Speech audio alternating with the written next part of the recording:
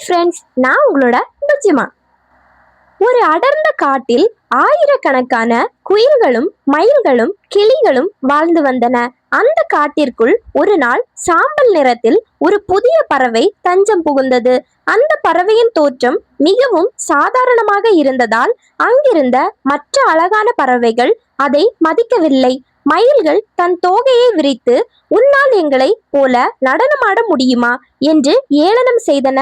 குயில்கள் இனிமையாக பாடி, "உன்னால் எங்களைப் போல குரல் எழுப்ப முடியுமா?" என்று கேலி பேசின. கிளிகள் தன் பச்சை நிறத்தை காட்டி, "உன்னால் எங்களைப் போல அழகாக மாற முடியுமா?" என்று சிரித்தன.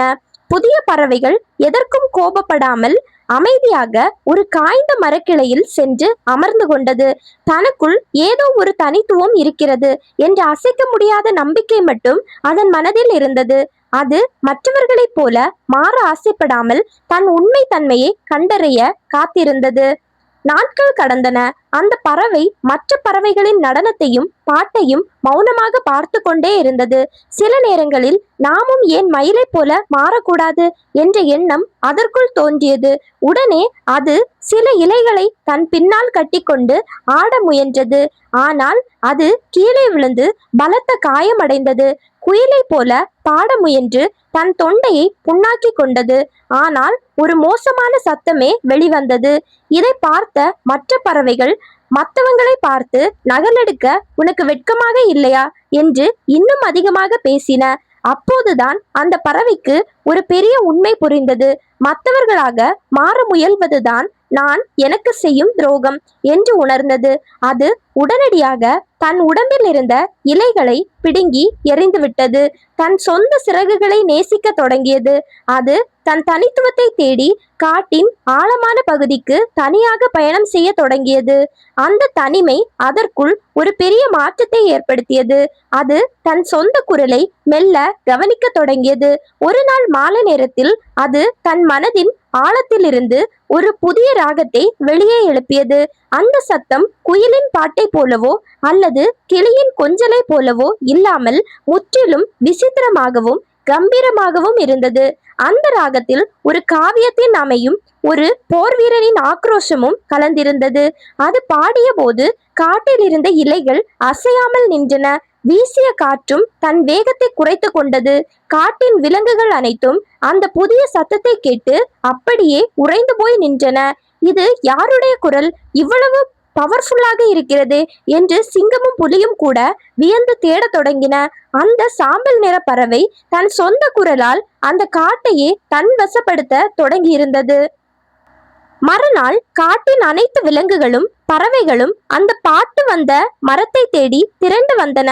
அங்கே அந்த சாதாரணமாக பார்க்கப்பட்ட சாம்பல் நிற பறவை கம்பீரமாக அமர்ந்து பாடிக்கொண்டிருந்தது. மயில்களும் குயில்களும் அதை பார்த்து தங்கள் தலைகளை குனித்து வெட்கப்பட்டு நின்றன. "நாங்கள் உன்னை சாதாரணமாக நினைத்தோம், ஆனால் உனக்குள் இவ்வளவு பெரிய கலை இருக்கிறதே" என்று பாராட்டின.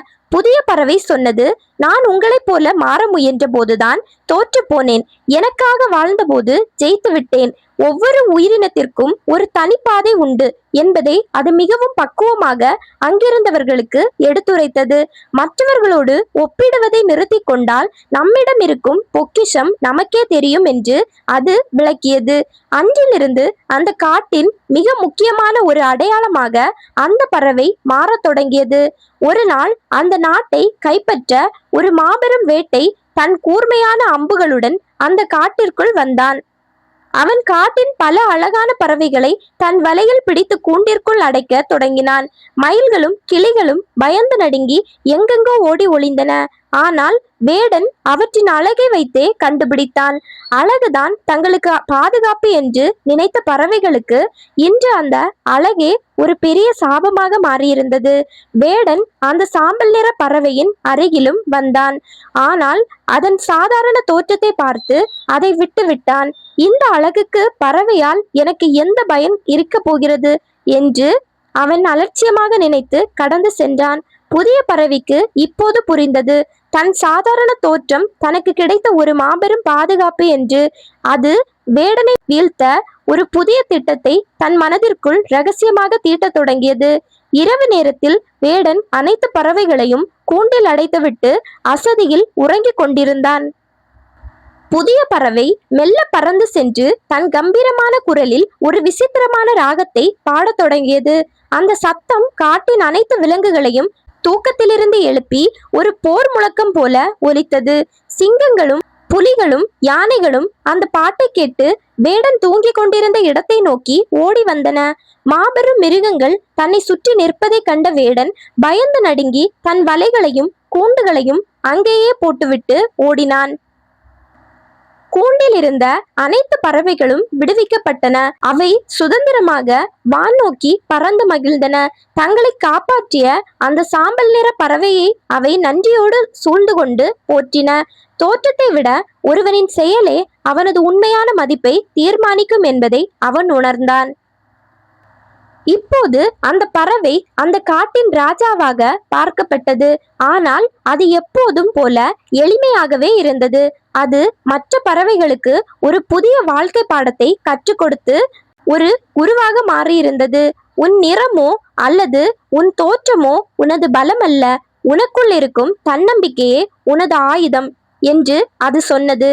காட்டில் இருந்த மற்ற பறவைகளும் இப்போது மற்றவர்களை பார்த்து பொறாமைப்படுவதை முற்றிலுமாக நிறுத்தி கொண்டன.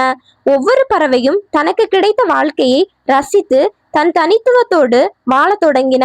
அந்த புதிய பறவையின் வருகை ஒரு சமுதாயத்தின் சிந்தனையையே மாற்றி ஒரு புதிய புரட்சியை ஏற்படுத்தி இருந்தது. கஷ்டப்படும் போது நாம் தனித்து விடப்பட்டாலும் அந்த தனிமைதான் நம்மை ஒரு சாதனையாளராக மாற்றும்.